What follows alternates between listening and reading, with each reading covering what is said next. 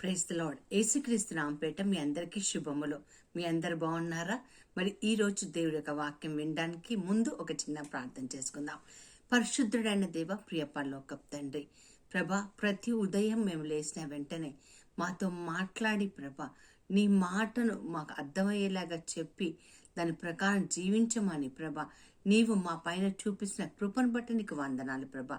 ఈ రోజు నువ్వు మాట్లాడుతుండగా ప్రభా, నీ మాటను మాకు అర్థమయ్యే జ్ఞానం మాకు దయచేయమని యేసు నామమున ప్రార్థించి వేడుకొంచున్నాం తండ్రి. Amen, amen, amen.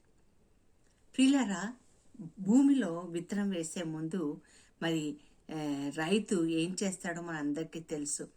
అలా ఉన్న పళంగా మరి భూమిలో విత్తనాలు చల్లాడండి. భూమిని అంతా కూడా, పొలాన్నంతా కూడా సదును చేస్తాడు. ముళ్ళు, రాళ్ళు, గాజు పెంకులు, మరి ఇదివరకు మరి మొలిచిన ఏమన్నా పిచ్చి మొక్కలు ఏమన్నా ఉన్నాయా అని శుభ్రంగా వాటన్నిటిని ఏరి పారేస్తాడండి. భూమి అంతా శుభ్రం చేసిన తర్వాతనే అప్పుడు తాను అనుకున్న పంట రావడానికి కావలసిన గింజలను ఆయన చాలా క్రమ పద్ధతిగా వేస్తూ ఉంటాడు. అదేవిధంగా ఒక మనిషి ఎవరైనా సరే ఇంట్లో ఒక ఆడవాళ్ళు వంట చేయాలనుకున్నప్పుడు గిన్నెలు తీసి శుభ్రం చేసి ఆ తర్వాత గిన్నెలో వంట చేస్తూ ఉంటారు. దేనికైనా సరే శుభ్రత అవసరం. శుభ్రంగా చేసిన దానిలో ఏది చేసినా సరే అది ఫలిస్తుంది, మంచిగా అవుతుంది. భూమిలో విత్తనం వేసినప్పుడు ఆ భూమిలో రాళ్ళు, ముళ్ళు, మరి గాజు పెంకులు, మరి పనికిరాని పిచ్చి మొక్కలు అన్నీ తీసేస్తాడు. కనుక ఆ విత్తనము చాలా చక్కగా మొలుస్తుంది. ఇదే విషయాన్ని ఈరోజు పరిశుద్ధాత్మ దేవుడు నాకు జ్ఞాపకం చేశాడు. మనము విత్తనాలు అన్న దాన్ని సాదృశ్యంగా దేవుడికి వాక్యాన్ని తీసుకోవచ్చు. మరి దేవుడికి వాక్యం ఎవరిస్తున్నారు? ఆది యందు వాక్యం ఉండెను, వాక్యము దేవుని యొద్ద ఉండెను, ఆ వాక్యము దేవుడై ఉండెను.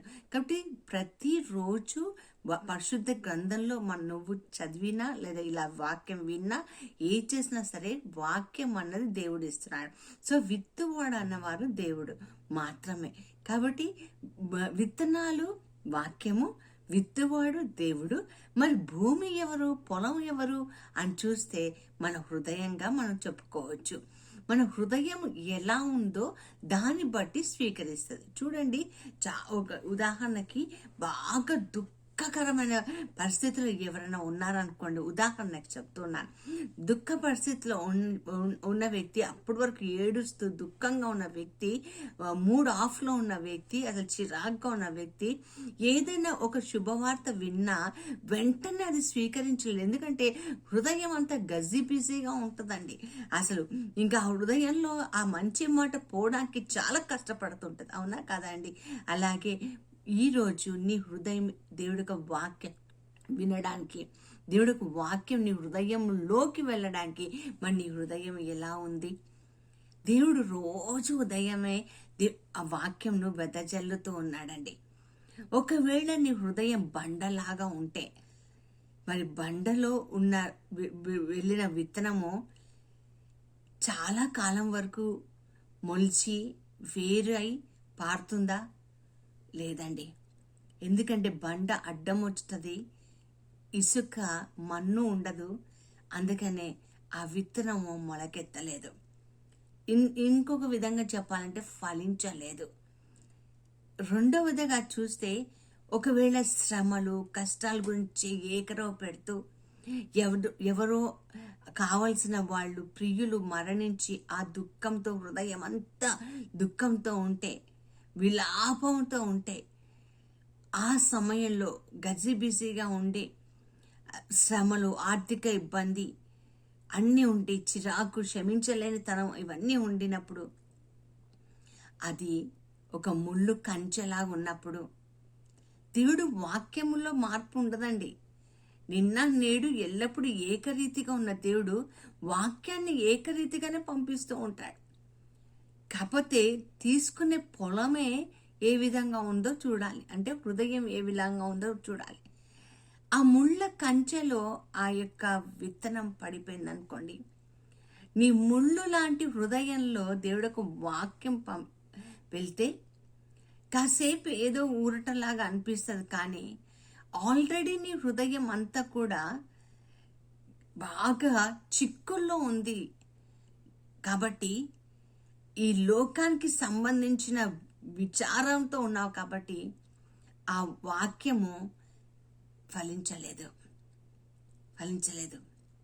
రైతు ఎలాగైతే భూమిలో విత్తనం వేయడానికి, అది మరి బియ్యం గింజ వడ్లైనా కావచ్చు, గోధుమ గింజ అన్నా కావచ్చు, లేదా ఆకుకూరలన్నా కావచ్చు, కూరగాయలన్నా కావచ్చు, ఏదైనా సరే తను ఎంత జాగ్రత్తగా తన పొలంలో ఉన్న ప్రతి ఒక్కటి శుభ్రంగా దున్నించి అన్నిటి ఏరి పారేసి ఎలాగైతే భూమిలో విత్తనం కరెక్ట్గా పడుతుంది అని ఎలాగైతే నిర్ధారణ చేసుకొని వేస్తాడో, ఈరోజు వాక్యం వింటున్న నీవు, నీ హృదయం బండ లాంటిదైతే, నీ హృదయం ఇంకా చిక్కుల్లో ముడిపడి ఉన్నదైతే, కోపం, పగ, ద్వేషాలతో ఉన్నట్లయితే, ఈ లోక ఆశల్లో చిక్కుకొని ఉన్నట్లయితే, గర్వంతో ఉన్నట్టయితే, దేవుడు వాక్యం నీకు ఫలించదని తెలుసుకోవాలి. ఈరోజు శుభ్రం చేసుకుందాం మన హృదయాన్ని. సారవంతమైన భూమి మీద పడు విత్తనంలాగా ఎప్పుడైతే మన హృదయము శుభ్రం చేసుకొని దేవుడి కోసం మన హృదయాన్ని తెరిచి ఆ దేవుడిచ్చే వాక్యం ప్రతిరోజు ఆయన మన బోధ చేస్తున్నారు కదా, ఆ వాక్యం మన హృదయంలోకి తీసుకుంటే అది ఏమవుతుందా అని చెప్తుందంటే బైబిల్, 30 60 100 ఫలిస్తుంది. దేవుడు వాక్యం ఏది కూడా మరి నిష్ప్రయోజనంగా ఆయన దగ్గర తిరిగి వెళ్ళదని వాక్యం సెలవిస్తుంది కదా. తన ప్రణాళిక నెరవేర్చే వరకు అది కార్యం చేస్తూనే ఉంటుంది.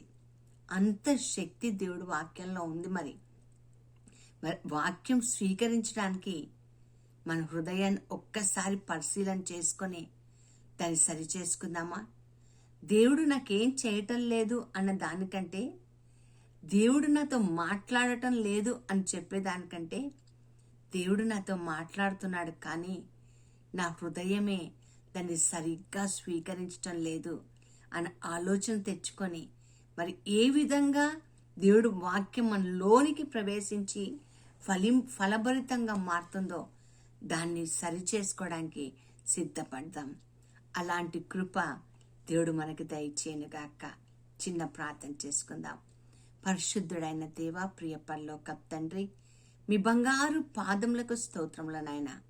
గడిచిన కాలమంతా నీ కృపలో భద్రపరచుకొని ఈ దినం నీ వాక్యం వినడానికి నువ్వు ఇచ్చిన అవకాశాన్ని బట్టి నీకు వందనాలు ప్రభా. అవును ప్రభా, నిజమే తండ్రి, మా హృదయంలో ద్వేషము, హృదయం అన్నిటికంటే మోసకరమైనది, కుట్రలు, పగలు, బండలాంటి హృదయం, మొండి లాంటి హృదయం ప్రభా, గర్వంతో నిండిన హృదయం ప్రభా.